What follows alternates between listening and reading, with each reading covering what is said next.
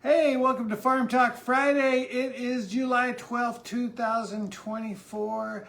I'm Ken Jordan. This is my beautiful wife, Giovanna. Hi, Annie. Hi, How you doing? I'm good. Beautiful. Can you show your little earrings? They match and everything. Oh, yeah, look at that.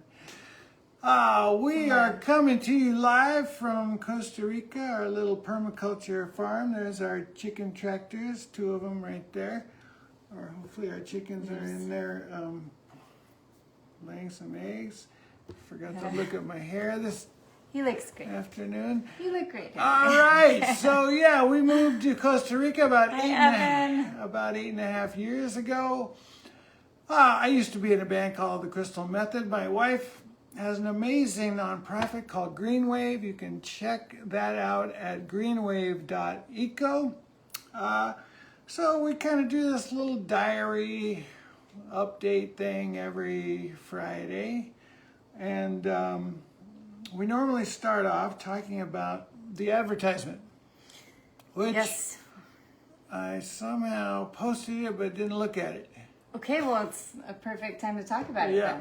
then. So the advertisement this week was a shot coming from right behind us on, we have two paths to our little studio that we shoot Farm Talk Friday from. We have the straight path and then the zigzag path. Mm-hmm. Ken was like, why do we have two paths? I'm like, because it's fun. Because it's that? fun. Well, no, you're telling me something about a rainbow. Well, yeah, it's a rainbow. It's meant to be a rainbow path, but also because why not just also have another path, you That's know? right. The more like edges you make, the different kind of plantings you can do. So anyways, one of our newest plants that we got this year is this beautiful hibiscus. It's like a light dark pink, and it's huge. It's like bigger than my hand. And so I was showing my hand next to the flower, and it was just like yesterday I had 4 flowers, or the day before I shot that shot, and then the day I shot the shot I only had 1, but it makes me so happy, that plant. And hibiscus, we'd have to verify this for sure, but I've read that they are all usable as either edible or as teas. We use Rosa de Jamaica, which is a type of hibiscus, which looks nothing like the other hibiscus that we're used to seeing, in my opinion. Right. So I don't know how related they are actually, but I don't know. I've tried regular hibiscus tea and did not find it overly delicious. Right. So supposedly they are usable, but I don't know if I can recommend it. But the flowers are really pretty, and these flowers are like 3 times the size of the hibiscus that we have, normally growing. We have like a lot of red hibiscus and like this coral hibiscus that has like a red center. Yeah, this one's just a special one. So Awesome. anyway, yeah. So we've got some fruit here today. Yeah, so we're gonna get an update from the fruit man. Yeah, update from the fruit man. Well, first, we have a water apple that I just pulled off the tree with the bag. And we've been talking about these a lot. And one thing I wanted to mention, which is very clear to us now, one of the reasons why you don't see these in stores pretty much anywhere, we don't see them in stores here either, is their shelf life is very short. And they're fragile. They're fragile, but even if you refrigerate them right away, they kind of dry out and crack. I don't know if it would be, I should try, no, water's no good either. Water, they get all soggy. So yeah, you gotta eat them right away. You gotta eat them, and you gotta text the friends. Yeah, give them away and eat them right away. Absolutely. I just pulled some amazing limes off our lime tree. This is like these are all from the same tree, even though Is it? Look how different this is. This one's bigger. These are the stereotypical Costa Rican limes. They've got like an orange meat you say? Yeah. Orange flesh, and lots of seeds, but they're super delicious. The lime juice is really, really good, and these are all Open one up. these are all ripe and just a little bit soft, like the way you want them. Can you juggle? I could juggle, but I don't know if you can see me juggle in this small space. Ken was a magician when he was 9 or something. Yeah. Okay, I'm gonna try. Woo! All right, that's enough. Okay. Yeah, I grew up in Las Vegas, and I was a magician when I was a young kid. Okay, but And one of your school pictures says the magician, right? it does say magician. Like 4th grade or your 4th grade photo. Yeah, I don't know. All right, but what I really want to show, I should have cleaned these up, but these are Not melons. these are mangoes. Well, here Our they're head. big mangoes. Here they call them Mangas. manga, MANGA. Yeah, And like the cartoons from Japan. and so these had our bags around them, the bag bigger than this. And what we know for sure is that these will be perfect inside. Pretty sure anyway, we hope. Because they ripened with being protected by one of these bags, which we're having really good luck with. It's not foolproof, but it's we're having a lot of good luck with it, so we're probably going to do this in the future. Maybe try out different kinds of bags, but these are working pretty good. Yeah. Mangoes have been very good to us this season. Yes, they have. They that's have right. been good. I mean, how many, what kind of days supply is one of these mangas? Depends on how much you love Several days, mangoes. right? Yeah. At least 2, maybe 3 or 4 days. Yeah. But they're so delicious. I tend to eat a lot at Yeah. one time. So we have friends, they're our neighbors actually, and they had a restaurant called Clandestina, and they had one of my favorite desserts. I don't know if the son made the dessert sometimes. They didn't always have it, but it was made from mangoes, and I feel like we need to get that recipe. Yeah. It was so good. It was like a mango tart. Anyway, okay, so in other farm news, I have not been going out as often. Usually I'm out in the field for a few hours a day, and I've been taking it easy lately. And wanting to just kind of like enjoy the work. I worked so hard planting things and trying to strategize that if you don't take a break sometimes, then you're always agenda'd. Like you can't enjoy it. Like you walk and you think that you have to do something. And I just wanted to take a clean break and be able to go and enjoy it and not look at it as something that needs to be done. Yeah. So anyways. Don't overschedule yourself. Yeah.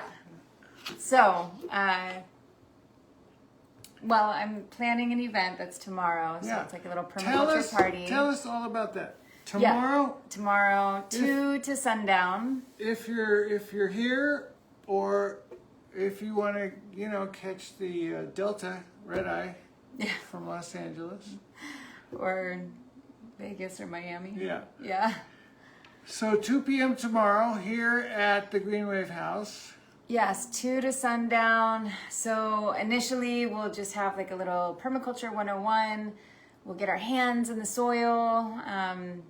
Not so much cutting tomorrow, but there will be some weed pulling and some observations, some like super basic, kind of like design concepts. If you can come, then when you leave, you will be able to identify or tell the difference between moringa and hojazen. You will be able to identify papaya versus a chiquisquil versus chaya, and know what that you might want in your own home garden or food forest. So Should I break out the pool furniture? yes. All right. Yeah. So and then the second half will just be party time. Like we'll just listen to music, we'll be at the pool, and it'll be AMA. So, come with your questions and come with your curiosity, and I look forward to hosting you all. There will be free tea, free music the whole time. It'll be fun. Bring snacks. If you're a snacky person, you can bring some snacks to share. Why not? Why not? Okay. So in other news, I just want to say that I'm finding it really fun that people are like in our community in general right now seem to be sharing a lot. So like there's like Joe Pink and Phoebe and San and Pippa. It's like we're all sharing plants and it's feeling very community-like, and it's nice that after all these years, because Ken and I were on this side of the farm of Rancho Delicioso for 5 years, maybe 5 years, all by ourselves on this side, and and so it's taken a while. I mean, we had community meetings with the other side, of course, but we're still a very young community, and I've always known that like it was going to take a long time, but after 8.5 years, it's starting to kind of have the vibe that we thought maybe it had the potential to have. So it's been kind of exciting recently. Okay, so Leslie? You want to do the bad? When do you want to do the bad? Now. Okay. So ants? Yes. Ants in the pants? Hopefully not. Ants on the foots. So we've had a lot. I mean, we always talk about ants on this show, but I noticed yesterday that the army ants are out. And the army ants are very interesting. They are, they're intense. They are definitely, you don't want to mess with them.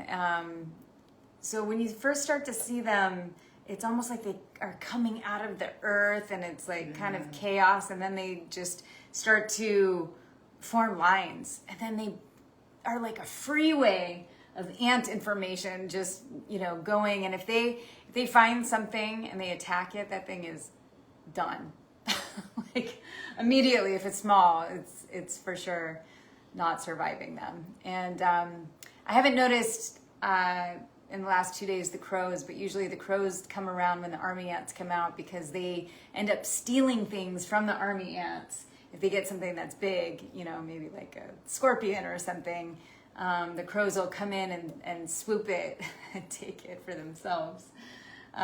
So anyways, I've had a few army ant bites already, which are super painful, and for about 10 minutes sometimes it feels like a pin is being continually pushed into that place where you were bit, which is always fun. And so the danger here is, they could probably kill us if they swarmed us somehow, but mainly it's we're worried about our chickens. And so what did we do today? So, well, first of all, that's why I wrote it down. So, first of all, we were looking for the diatomaceous earth, and diatomaceous earth is like a natural white powder, and you can put it around. Usually we put it around during the dry season. It works out well because it's not raining and it won't wash away. And it's not a very nice death for them. So I think they learn like, we can't cross this boundary line because, she knows. Diatomaceous earth kitty litter. Yeah, except this is like a powder, and it will not dissolve when it rains.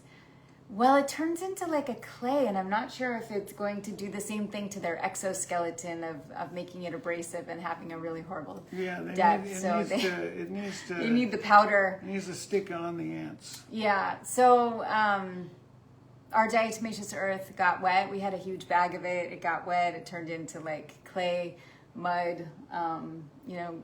I don't know how toxic it is to like handle massive amounts of it, but like it kind of felt like a child putty or something. I don't know what we can do with it. Bury it, compost it. Can we dry it out and use it? I think it's beyond. Oh. I think it's totally our big bag? The chemical. Is that what you're talking about? Yeah, oh, okay. I think the chemical composition has changed because of the water. Like I don't think it's drying out. I think it's mud. So anyway. So why don't you say it? Because Ken ended up making the solution. So we made a homemade ant repellent concoction to spray today with vinegar, tobacco, cinnamon, cayenne pepper. Mm-hmm. And that was it, and water. And distilled water. Yeah. Yeah, so, and we have these little spray things. They look like they're for insecticide, but we don't use insecticide. We make concoctions like this all Compost the time and stuff, for, compost tea, fertilizer, different things. So, so we applied it today and we'll see how it works. Yeah, we just are trying to avoid a really painful death and gruesome scene that we wake up to in the morning. I mean, I've had to like fight off ants before for the girls, and I don't know where they're gonna like come up out of the earth in, and I see them coming over to this part of our property, and so we've sprayed all around their house, and we haven't a lot of this solution, so we'll probably be spraying every day, while we see the army ants out. So wish us luck. We love our girls. We're trying to take the best care of them that we can. Okay, what's happening with kitty cats? Oh, okay. So during Frody Fest, we had cats show up. So often there's a lot of cat energy. Like we had a friend that he jumped over a mountain lion or something one Frody Fest on accident. Yeah. And then this year, a mama showed up with baby kittens to our neighbor's house, and so there was these like auspicious kitties of Frody Fest that arrived, and the person that had kind of found them, she had adopted them out, but then there was still like mama and one other baby, and we found a wonderful home for baby Oliver. And Petunia, the mom, stays around, and she's kind of, she owns everything around these parts these days. So she's just around, and she's super sweet. But it's always hard to introduce cats to each other. And I like to tell people that there's like this 72-hour complete hell scene that erupts. Typically, this is my experience as having cats all my life, since I was basically a baby, and then starting to notice the pattern, and so it was hard. And my friend that took little baby Oliver, she knows what she's doing, and she was still like, oh no, and you're like, oh no, is this gonna work out? And today she sent a picture, and her cat, her previous cat, and baby Oliver were snuggling, and it was a huge day. They were all ready. I went to go see baby Oliver yesterday, and I could see that they were playing, and but she's like, well, but they don't snuggle together yet, and today was the snuggle day. So, now they're buddies, and it's just really good news, and makes me feel good. Well, we'll have to include them in the slideshow for the next Frody Fest. That's right. So anyway, that's all we got. That's all we got. Thank you so much for tuning in. Bye, Leslie. Ciao, Evan and Leslie, and whoever else is on. See you next Friday on Farm Talk Friday.